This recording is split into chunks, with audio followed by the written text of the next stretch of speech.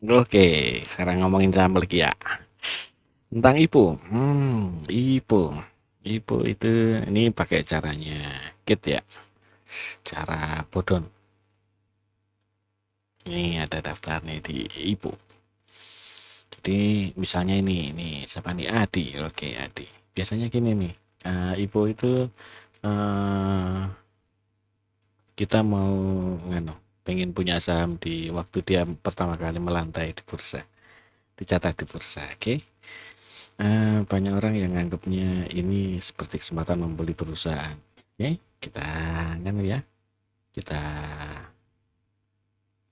kita bedah salah satunya. Ini misalnya Adi. Adi ya, untuk tahu perusahaannya apa monggo lah, silakan lah. Biasanya kalau cara saya itu langsung aja lihat dulu. Ini yang dibagi cuma 10%. Oke.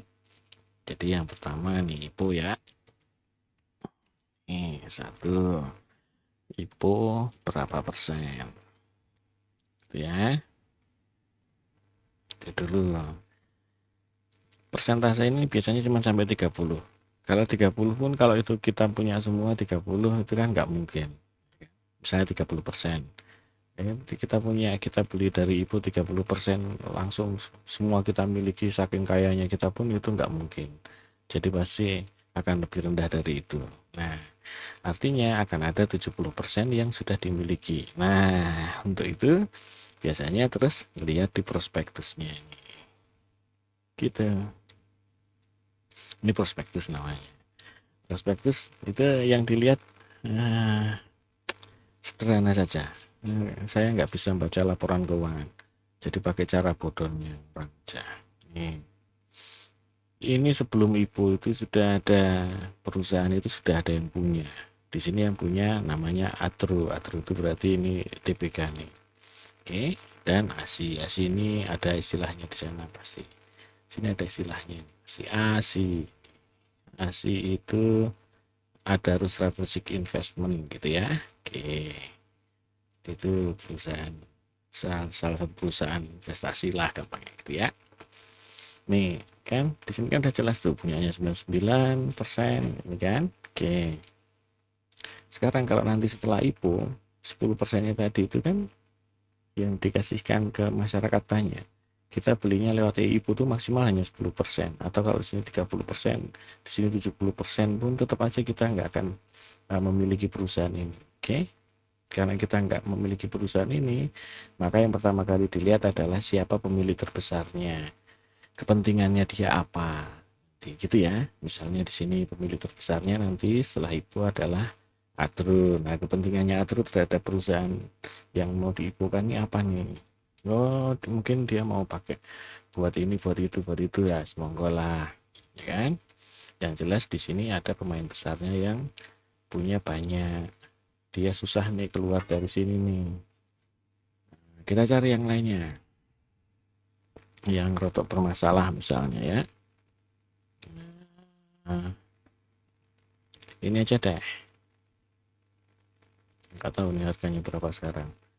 Ini yang mau diipokan, oh ini cuma 10%. Kita cari yang berapanya kan ya. Lihat semua itu. Semua itu. Halaman. Nah, agak ke tengah sana deh. Nah, misalnya kita cari ini aja deh ya. Ini berapa persen? Nah, ini 20%. 20%. Itu kan kita lihat aja dulu. Selalu ibu tuh begitu tuh. Dan di prospektusnya nanti kan kelihatan tuh di prospektusnya. Nih, kepemilikannya kan udah banyak banget tuh kan, kecil-kecil tuh ya kan. Nah ini kan akhirnya kan cuma jadi kecil nih kan, dia udah jadi kecil, masyarakatnya segitu gitu ya. Nah kalau udah cuma tinggal kecil begitu nih, nanti ada yang seri A seri anu apa bungkus pokoknya yang begitu tuh nih, setelah setelah dia oh nanti jadinya dia cuma punya kecil, wah nanti dia keluarnya enak tuh. Jadi yang kayak gini berarti rotok terawasi, itu aja tuh. Kalau yang ini kita tahu tadi bahwa dia masih ada yang punya banyak, si Atrun masih punya banyak gitu ya. Nah itu satu gitu, jadi kita PD lah, berarti saham AD ini nanti mesti ada yang menggerakkan, yaitu yang punya Atrun gitu. Itu satu dulu, satu sisi gitu ya. Jadi yang nomor 2-nya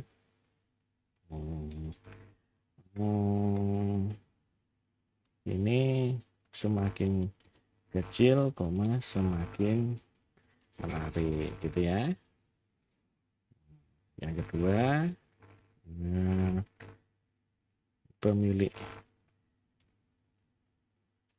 utamanya gitu ya, ini semakin sedikit pihak dengan persentase besar, maka semakin menarik gitu. Oke, ya menarik itu bahasanya ya relatif aman gitulah. Oke, berikutnya nggak urusan itu dia mau bayar utang pokok terserah. Berikutnya nih, yang berikutnya adalah ini nih brokernya yang untuk ibu. Yang ketiga ini broker yang ngurus ibu gitu kan, cari sejarahnya saat ngurus ibu. Kalau banyak naik, nah maka menarik ya. Nah gitu dulu ya, yang penting untuk ibu tuh gitu. Di ADI sekarang kita balik lagi ke ADI. Di sini LG itu setidaknya yang 5 terakhir tuh banyak turunnya ya kan, banyak turunnya. Nah setelah itu baru kita cari tahu motif ibu. Gitu. Ini jika ada motif dari pemain besar, maka menarik. Contohnya apa nih? Contohnya brand itu motifnya Pak PP Prayogo Pangas itu dia pengen jualan di luar, jadinya butuh naikin harga gitu kan, makanya sampai sekarang masih di atas saja, nggak balik-balik. Padahal ya di analisa fundamental ya mestinya jelek gitu ya. Nah nanti tinggal pesan di situ, itu ibu itu. Sekarang adik kita sudah tahu gitu ya. Nah di harganya berapa tuh di sini 5.000. Ini bisa jadi kalau dinilai mahal ini atau enggak tahu wes, pokoknya segitulah. Oke, nah kasus ibu Adi gitu. Sekarang berapa persen? 10%. Nah, ini oke lah ya, 10%. Oke nih. Menarik nih. Pemilik utamanya besar nih, Atro kan. Oke, ini menarik juga. Gitu ya. Broker yang lurus, wah ini yang meragukan. Gitu ya. Kemudian motifnya Ipo. Nah, motifnya Ipo di sini si Atronya mungkin dia mau memanfaatkan supaya dia bisa apa namanya memanfaatkan si Adi ini untuk bergerak di bursa saham nih kan, jadi dia bisa Atro pengen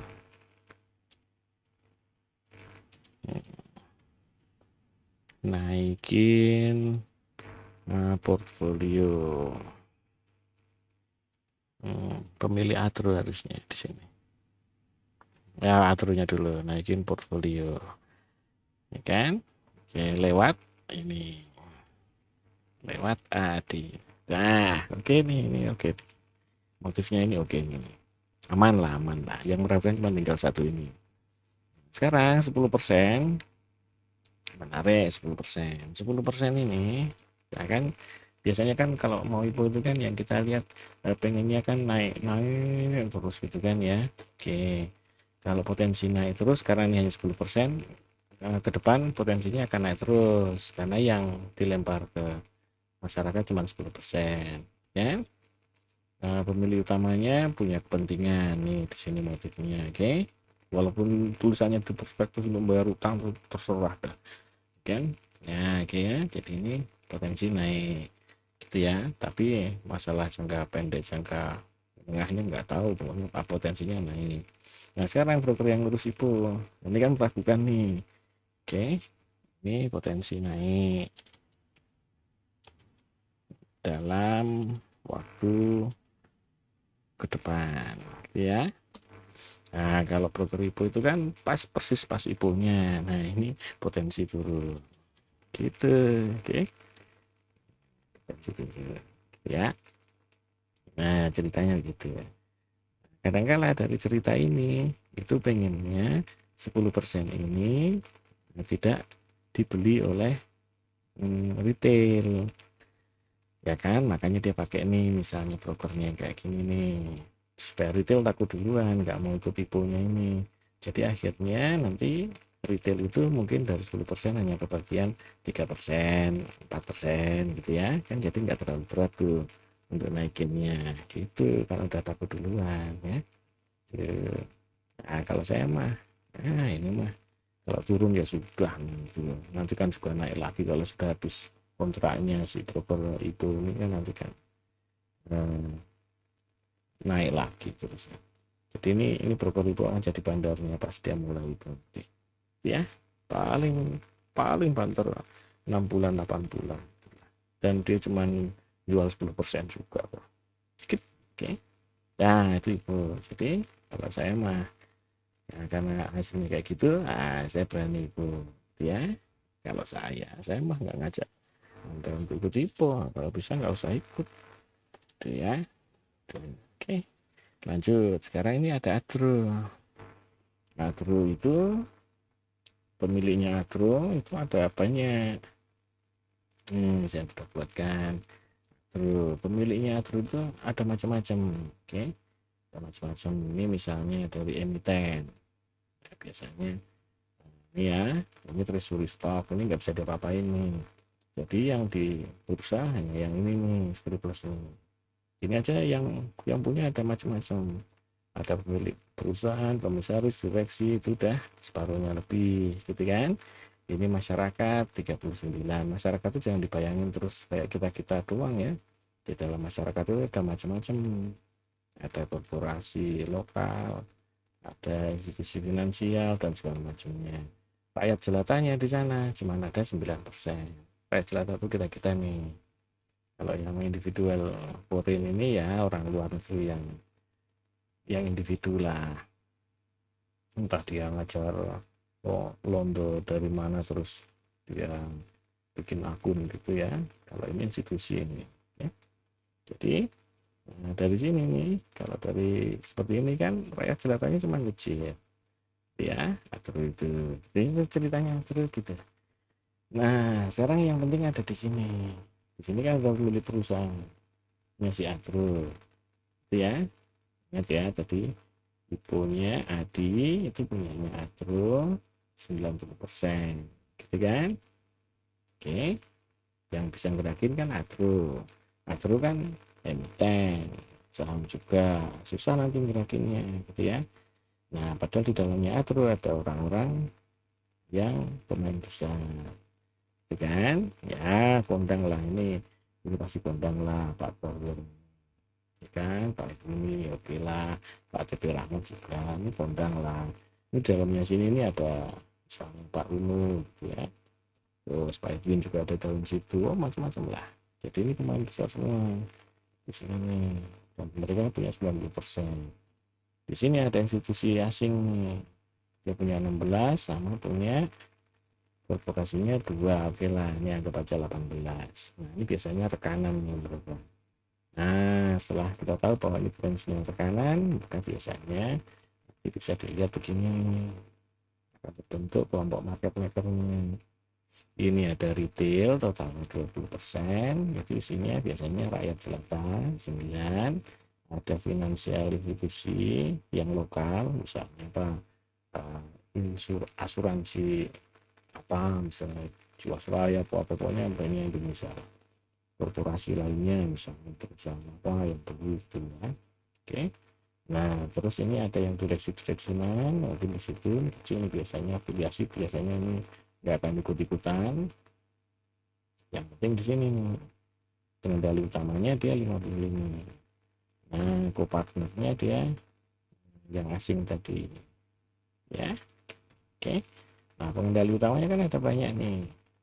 Nah, di sini kan asing, kan? Asing. Jadi yang mengendalikan pasti nanti di antara mereka berempat ini, di dalam sini ada Pak Uno nih, ada Pak Uno, ada Pak Edwin gitu ya. Nah, tuh. Jadi pengendalinya ya paling orang-orang itu juga. Nah, pengendali ini nggak bisa mengendalikan si A di tadi secara langsung, kan? Karena dia masuknya lewat atru, kan? Nah, nanti kalau si IPO-nya Adi ini sudah selesai, gitu, atru akan memberi kesempatan kepada pemegang sahamnya semua ini termasuk rakyat jelata yang punya saham atru untuk bisa membeli si sahamnya Adi yang dimiliki oleh atru tadi. Nah, itu yang terus katanya pakai spin off lah, pakai apalah. Nah, yang jelas itu penawaran umum pemegang saham, PUPS. Oke, itu ceritanya. Nah, dengan adanya PUPS tadi, akhirnya orang-orang ini nanti bisa punya saham ADI secara langsung. Ingat ya, itu ini yang punya adalah Adro. Pak siapa nih? Pak Tohir, Pak Edwin, Pak ini. Nah, kalau mau punya bisa ngontrol langsung siapa nih namanya? Si Adi, dia bisa jadi masuk ke sini nih. Nah, kecil sekali. Maka caranya adalah nanti kalau Atru sudah punya 90% dibagi dijual ke ini, ke pemegang sahamnya Atru dengan harga tertentu. Itu ceritanya ya. Ceritanya. Nah, dapat duitnya dari mana untuk beli itu? Ya, kan kalau mau beli sahamnya Adi, pemegang saham ini kan harus punya duit untuk beli saham Adi kan. Kan? Nah, Atrunya terus bagi dividen yang bisa bantuin biaya untuk beli ADI. Itu ceritanya. Jadi dividennya nanti akan besar tuh. Kalau dividennya besar, jadi gini ya. Pemilik Atro pengen ngontrol ADI. Oke dulu. Atro menguasai ADI 90%. Oke, pemilik Atro pengen ngontrol ADI secara langsung. Berarti saham ADI yang dimiliki Atro akan dijual ke pemegang saham Atro, kan? Pemegang saham Atro butuh duit untuk nebus ADI-nya Atro. Itu ceritanya ya Pak. Nah, duitnya dari dividen Atro gitu. Dividen Atro harus punya yield tinggi. Ini misal sampai 20% atau lebih gitu ya. Yield sangat tinggi artinya akan ada penurunan harga Atro setelah kumdet gitu urutannya gitu ceritanya ya. Nah, sekarang setiap pemegang saham Atro 100 lembar itu bisa nebus saham ADI 23 lembar. Nah, ini enggak genep nih. Ya, berarti mainnya berarti 100 lot. Itu dapat tiap atro 100 lot bisa tebus AD 23 lot. Gitu tuh untuk pasnya hitungannya. Nah, 100 lot sekarang harganya berapa? 3.800. Nah, nanti dapatnya misalnya 1.000 perak deh. 2.000 deh, anggapnya 2.000. Berarti kan dapatnya 2.000 kalikan 2.000 kalikan 100 lot dikalikan 100 lembar. Tuh, dapatnya segitu. Tuh, dapat dividen. Ini nanti bisa nebus 23 lot.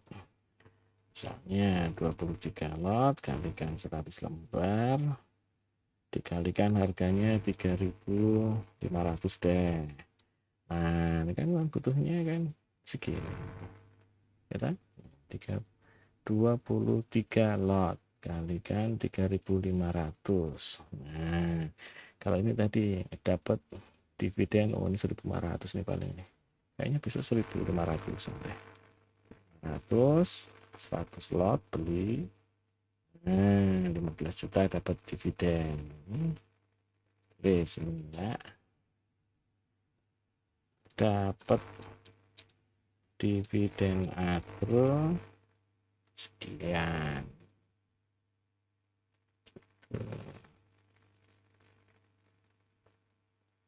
Ini punya atro 100 lot. Dapat dividen segitu ya kan.